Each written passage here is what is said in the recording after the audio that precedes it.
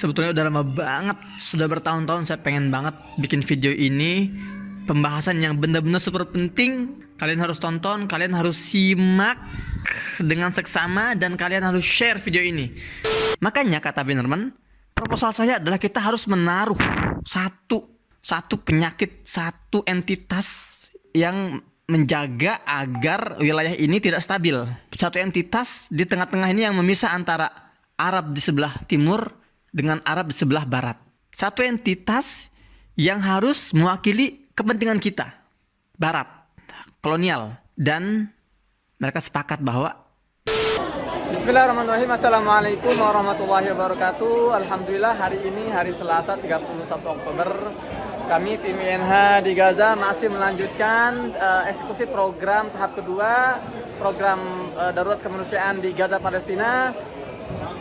Program hari ini berbentuk kupon belanja untuk 1.000 warga pengungsi yang membutuhkan. Jadi warga ini yang sekarang sedang berada di toko perbelanjaan ini, mereka adalah warga utara yang mengungsi ke wilayah selatan tempat saya berada sekarang.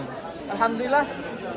Kenapa kita memilih kupon belanja? Karena hari ini program yang paling efisien dan paling efektif untuk dieksekusi adalah program kupon belanja, agar para warga ini yang memiliki kebutuhan berbeda-beda satu sama lain tidak bisa kita seragamkan keperluan mereka. Jadi mereka bisa memilih untuk berbelanja sesuai apa yang mereka butuhkan melalui kupon belanja yang kita sediakan.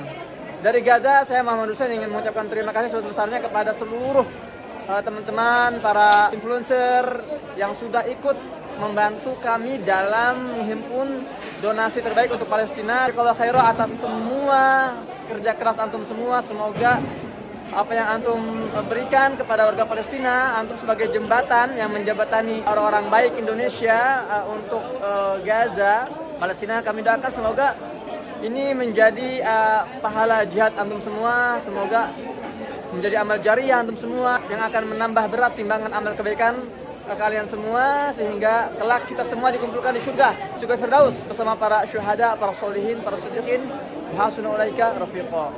Saya Muhammad Hussein, Gaza Palestina. Assalamualaikum warahmatullahi wabarakatuh. Ini salah satu penerima manfaat hari ini. Kaifa haluk ya Ustaz? Alhamdulillah. Mungkin أتعرف نافس فروانا. قديش عمرك؟ 33 سنة. لك أولاد؟ صحيح، عندي 3 أطفال توائم. ما شاء الله، ألف مبارك. ما شاء الله، الله يخليك إياهم إن شاء الله. يا رب، الله يسعدك. إيش اسمهم؟ روز وروندا وأيسل. ما شاء الله. الحمد لله. قديش عمرهم؟ سنة و3 شهور. ما شاء الله. أنت وين ساكن أنت؟ في منطقة الشجاعية، منقصف. قصف؟ صحيح. متى؟ في ثالث يوم من الحرب. طيب أنت وين ساكن طيب؟ أنا ساكن في بيت على البحر. أنت كم يوم صار لك نازح من؟ أنا 20 يوم هذا. 20 يوم. طيب وصلك مساعدات حاجة؟ هاي أول مساعدة. Anjir. صحيح. Ya teman-teman, ini katanya adalah bantuan pertama yang dia terima dalam 20 hari terakhir. طب ما رأيك في هذه المشروع القصيمة الشرعية؟ الحمد لله، شيء كويس ودعم كويس من الشعوب، والحمد لله، وربنا يفرجها على الجميع إن شاء الله. يا رب. ومشكورين جدا لدولة الأندونيسية. حياكم الله يا الله. شكرا يا أستاذ. Ya teman-teman, jadi keuntungannya kalau kita eksekusi program kupon belanja ini, ya barang-barang diberikan itu sesuai kebutuhan. Ini contohnya ada pampers, ini kan. Nah ini borong pampers dia itu, borong pampers. Kalau kita buat sembako ya kita nggak bisa naruh pampers di sembako kan, karena nggak semua orang itu punya bayi gitu kan.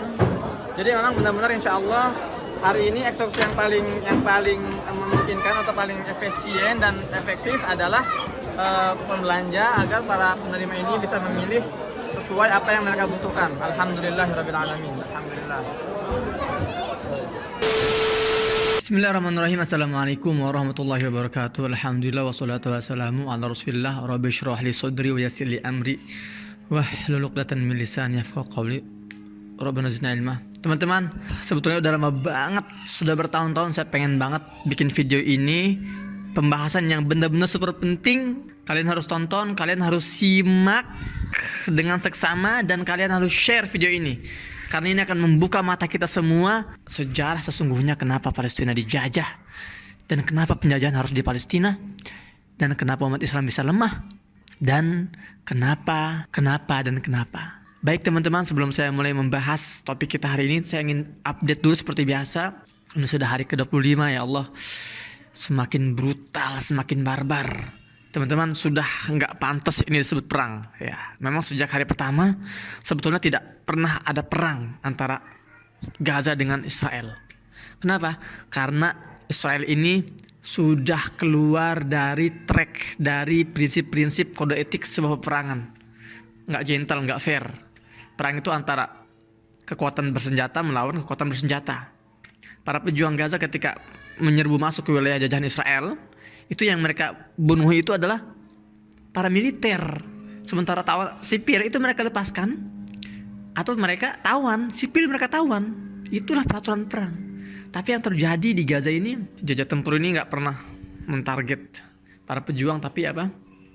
Sipil, wanita, anak-anak. Yang terbaru ini beberapa menit yang lalu, sebelum saya tag video ini, pembantaian yang sangat besar di wilayah Jabalia, pemukiman padat penduduk, pengungsian Jabalia di wilayah jalur Gaza bagian utara. Ya Allah, itu benar-benar 6 ya, yang saya dengar tuh ada 6 roket berkekuatan hulu ledak yang sangat besar. Satu roket itu 1 ton beratnya, itu dipujamkan ke pemukiman padat penduduk. Menurut Kementerian Kesehatan tadi katanya sih mungkin sampai 400 perkiraan jumlah korban jiwa hari ini. Di wilayah Jabalia doang ya, belum di Nusairat. Tadi juga ada pembantaian di jalur Gaza bagian tengah, dan di sekitar saya pun masih banyak ledakan terjadi. Hari ini benar-benar hari yang sangat berdarah. Mungkin nggak lagi akan keluar berita korban jiwa mencapai lebih dari angka 9.000 dan korban luka sudah 22.000, ya Allah. Baik teman-teman, jadi sekali lagi memang sudah keluar dari jalur pertempuran kode etik peperangan, karena yang dibunuh sipil, tim medis, jurnalis, dan ini benar-benar genosida. Nggak logis. Mereka beralasan melindungi diri atau ya self defense, tapi yang mereka bantai ini sipil. Nggak nyambung banget teman-teman, ya Allah. Oke teman-teman, saya akan masuk ke pembahasan selanjutnya. Jadi gini teman-teman, ketika Barat ini ingin menjajah Palestina, mereka ini tidak sekedar ya ujuk-ujuk misalnya oke, kita tentukan Palestina sebagai tempat yang kita jajah. Enggak. Dan itu enggak semudah itu mereka merebut Palestina. Semua saling berkaitan. Keruntuhan Turki Utsmani, kemudian Perang Dunia Pertama, Perang Dunia Kedua. Jangan kita kira ini sebuah kebetulan. Semua itu disetting. Jadi mohon maaf ya, kalau kita merasa bahwa Perang Dunia Pertama ini yang kita pelajari ya, itu katanya alasannya kan karena ada konflik antara Hungaria, Austria, kemudian ada antara Jerman dan Inggris, itu kan pecahlah Perang Dunia Pertama dari tahun 1914 sampai 1918. Itu yang kita pelajari di buku-buku sekolah. Kemudian Perang Dunia Kedua tahun 1939 sampai tahun 1945, itu juga sama lah, kurang lebih drama-drama yang mereka buat.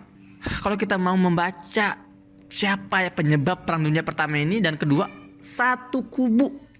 Mereka yang memegang Jerman juga memegang Inggris. Mereka yang memegang Amerika, Perang Dunia Kedua, mereka yang memegang Amerika juga mereka yang memegang Jerman, sama aja, nggak ada bedanya. Mereka ada orang-orang yang bermain di belakang layar. Apa tujuannya? Tujuannya kita bisa kembali ke sebuah catatan yang jarang dipelajari dan kalian tidak akan temukan banyak sumber referensinya untuk masalah ini. Sebuah konferensi rahasia tahun 1907. Sekali lagi ingat dan catat kata-kata ini.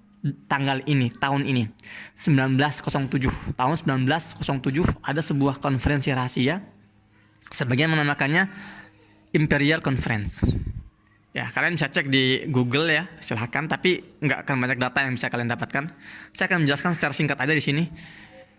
Jadi saat itu seorang Perdana Menteri Inggris namanya itu William Campbell Bannerman, dia mengundang 7 negara kolonial. Oke? 7 negara kolonial. Kalau kita bicara negara kolonial, yang nggak jauh-jauh lah, Inggris, Perancis, kemudian Itali, Portugis, gitu kan. Kemudian apa lagi? Belanda, gitu kan. Pokoknya negara-negara yang memang kerjanya tuh menjajah negara lain, itu namanya negara-negara kolonial. 7 negara ini diundang, tapi Jerman nggak ya? Jerman di luar perbincangan ini. William Campbell Bannerman ini curhat kepada para pejabat tinggi 7 negara kolonial ini. Dia bilang gini, kita hari ini sedang menguasai dunia. Kita lagi di puncak nih. Masing-masing sedang memegang kendali negara-negara lain. Tapi kita sadar bahwa banyak sekali perselisihan antara kita. yang akan menyebabkan kemunduran setelah puncak ini. Artinya akan turun ke bawah. Dan kalian tahu ancaman terbesar dari sebuah kolonial adalah umat Islam. Dan di situ ditegaskan oleh Campbell Bannerman. Akhirnya dia nanya gini dulu nih, Campbell Bannerman ini. Kalian mau tetap di puncak atau kalian mau jatuh sesuai prediksi yang sudah kita buat kita analisa gitu kan. Semua sepakat, kita mau tetap di puncak, kita mau solusi. Oke, Bannerman lalu membagikan peta dunia Arab. Oke, sekarang kita akan pindah ke dalam karena sudah mulai gelap juga nih. Saya akan kasih lihat kalian petanya biar kita juga semua bisa meresapi cerita ini atau kisah nyata ini, oke? Jadi saat itu William Campbell Bannerman ini dia akhirnya membagi-bagikan peta negara-negara Arab, dan dia membuka peta yang paling besar ya di depan mereka dan mulai bicara tentang ada sebuah kekuatan di dunia Arab. Ya meskipun sekarang dia bilang ya sekarang ini mereka lagi lemah. Sekarang itu mereka lagi masa-masa ya perpecahan, lagi diselimuti oleh kebodohan ini negara-negara Arab nih, gitu ya. Tapi mereka punya keuntungan yang tidak dimiliki oleh kita. Negara-negara Arab ini, kata Bannerman, ini memiliki satu agama yang satu. Memang ada beberapa masyarakat lain yang ya minoritas lah ya. Tapi mayoritas saat itu adalah umat Muslim tahun 1907 itu. Mereka ini disatukan oleh satu agama, disatukan oleh satu bahasa, dan mereka ini hanya memerlukan seorang sosok pemimpin yang soleh, yang kompatibel untuk mereka bisa bangkit. Bayangkan teman-teman, ini wilayah sangat luas nih, dari Kuwait sampai wilayah Mauritania, ini semua negara-negara Arab. Ya, ini negara teluk, ini Syam, oke, dan ini sampai wilayah Arab bagian barat. Kata Bannerman, kita harus mencegah agar masyarakat Muslim di sini itu tidak stabil hidupnya, karena stabilitas itu akan melahirkan sebuah kebangkitan, dan kebangkitan akan melahirkan sebuah kekuatan. Itu kata Bannerman. Makanya kata Bannerman, proposal saya adalah kita harus menaruh satu penyakit, satu entitas yang menjaga agar wilayah ini tidak stabil. Satu entitas di tengah-tengah ini yang memisah antara Arab di sebelah timur dengan Arab di sebelah barat. Satu entitas yang harus mewakili kepentingan kita, barat, kolonial. Dan mereka sepakat bahwa tempat yang paling pas adalah jantung dunia. Ini jantung dunia, saya kasih lihat ya. Ini nih, memang tulisnya Israel tapi ini adalah Palestina. Inilah jantung dunia. Ini sudah disepakati oleh mereka para peserta di konferensi imperial itu, konferensi kolonial. Kenapa? Karena ini adalah wilayah yang sangat strategis. Inilah yang menghubungkan mereka. Palestina adalah negara jantung dunia karena dia itu berada di mengikat 3 benua besar. Sebelah sini adalah benua Asia, ini semua Asia. Sebelah sini ya, barat daya ini namanya, ini benua Afrika. Lihatin Afrika nih. Dari Mesir, Libya, kemudian Sudan, ini semua sudah Afrika. Sebelah sininya semuanya Asia. Dan sebelah sini, sebelah laut, ya ini laut Mediterania. Dan kalau ke sini ini sudah Eropa nih, Eropa semua. Jadi itulah kenapa Palestina ini dinamakan jantung dunia. Namanya sebuah jantung, teman-teman, fungsinya adalah untuk menjaga stabilitas tubuh. Kalau jantung itu sehat, dunia sehat. Tapi kalau jantung itu nggak stabil, labil, maka dunia ikut labil. Dan itulah yang mereka usahakan. Itulah misi mereka, menaruh sebuah entitas di sini untuk menjaga agar wilayah ini, Arab ini, tidak stabil.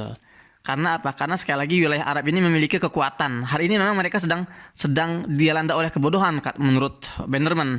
Tapi mereka ini, negara-negara Arab ini, mereka memiliki raw material. Mereka memiliki material baku untuk menjadi bahan bakar masa depan. Dan mereka sekali lagi disatukan oleh satu bahasa. Jadi kalian teman-teman dari Kuwait sini, Irak ya, Suriah, Irak, Kuwait, kalian muter sini. Sini ada namanya Hormuz, Selat Hormuz. Kemudian kalian sini Mandeb ya, Mandeb. Sampai kalian sini nih Gibraltar, Selat Gibraltar. Sebesar ini mereka memiliki bahasa yang satu dan agama yang satu. Itu sebuah keuntungan. Sementara kata Bannerman, kalau di Eropa, wah ini mah sudah bahasanya macam-macam. Kemudian juga agamanya macam-macam gitu kan. Jadi ini wilayah ini tuh punya keunggulan yang sangat besar untuk menjadi sebuah wilayah yang sangat kuat gitu ya. Makanya misi mereka adalah menaruh sebuah entitas yang sangat berbahaya agar membuat kawasan ini, Timur Tengah ini tetap labil atau tidak stabil. Makanya saat itu akhirnya Bannerman ini bertemulah dengan seorang yang cocok dengan cara pemikiran dia. Siapa? Inilah orangnya. Chaim Weizmann ini adalah seorang pimpinan Zionis, Chaim Weizmann, dan juga merupakan presiden pertama Israel. Akhirnya dia bertemu dengan Bannerman. Chaim Weizmann ini karena dia sudah punya ideologi Zionisme, ideologi yang sejak awal sudah dibangun oleh Theodor Herzl. Kita lihat. Nah, Theodor Herzl dari awal memang sudah mengimpikan berdirinya sebuah negara Yahudi. Mereka nyebutnya itu Der Judenstaat, ya, negara Yahudi. Dia sudah mati ya, 1907 itu dia sudah mati dan dilanjutkan oleh si Chaim Weizmann ini. Chaim Weizmann ini lalu dia menghadap ke si Bannerman untuk menikahkan ide Zionisme dengan idenya si Bannerman untuk mendirikan sebuah entitas diletakkan di sini ya, di wilayah Palestina, untuk memisahkan negara-negara Arab yang berada di kawasan timur dengan di kawasan barat, untuk melemahkan posisinya gitu kan, agar tetap labil dan tidak stabil. Dari situlah muncul ide negara Israel. Adapun ide-ide Yahudi itu adalah alat propaganda mereka. Karena penjajahan di sini itu bukan penjajahan perbatasan, tapi penjajahan eksistensi. Siapa ya kira-kira orang-orang yang mengumpul di sini? Kan gak sembarang orang asal mentarik dibawa ke Palestina. Akhirnya mereka menggunakan topeng Yahudi, ya, Yahudi untuk Untuk menarik seluruh orang Yahudi tinggal di Palestina, dan mereka ya menggunakan ayat-ayat yang sudah diubah-ubah gitu kan, ayat-ayat Talmud yang sudah diubah untuk menarik orang-orang Yahudi masuk ke wilayah Palestina, mengusir warga Palestina dan mendirikan pemukiman-pemukiman ilegal Yahudi. Buntut dari konferensi rahasia ini, imperial konferensi ini, dimunculkanlah namanya Perang Dunia Pertama, Perang Dunia Kedua. Ya, untuk intinya tujuan akhir dari Perang Dunia Pertama dan Perang Dunia Kedua adalah menjadikan Inggris sebagai negara adidaya, kemudian memetak-metak negara-negara Arab menjadi negara-negara kecil ya. Jadi ya Libya dikasih kemerdekaan sendiri, Syria dikasih kemerdekaan sendiri, semua dipisah, dicabut dari kekhalifahan Turki Utsmani, semua dikasih bendera masing-masing ya, dihidupkan rasa nasionalismenya gitu kan. Ya benar-benar dilemahkan lah.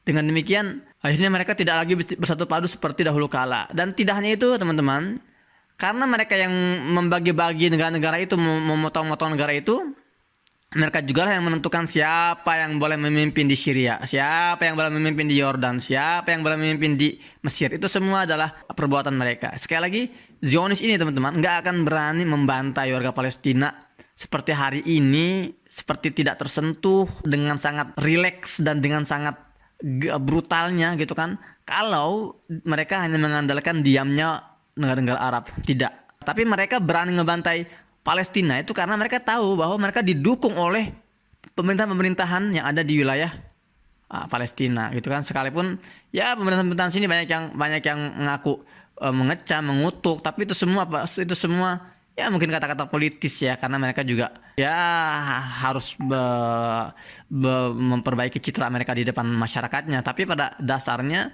mereka semua ini adalah pemerintahan-pemerintahan yang sudah disusupi oleh kekuatan Barat dan sudah diatur oleh Barat. Sayang sekali teman-teman. Jadi hari ini warga Palestina sedang berjuang sendiri, dan inilah jalur Gaza. Lihat ya, ini Gaza nih yang kecil ini teman-teman. Jalur Gaza dari wilayah utara sampai selatan. Kalau dibandingkan seluruh wilayah Palestina, ini adalah Palestina. Gaza cuma segini nih Gaza nih. Ya kecil sekali, tapi Masya Allah ya berhasil ya menggoncangkan dunia sampai Amerika dan Inggris ikut turun tangan untuk menundukkannya. Ya demikian teman-teman. Pelajaran hari ini semoga bermanfaat. 1907 tahun bersejarah kehancuran umat Islam jangan dilupakan. Oke, sampai jumpa lagi di pertemuan selanjutnya. Saya Muhammad Hussein. Assalamualaikum warahmatullahi wabarakatuh.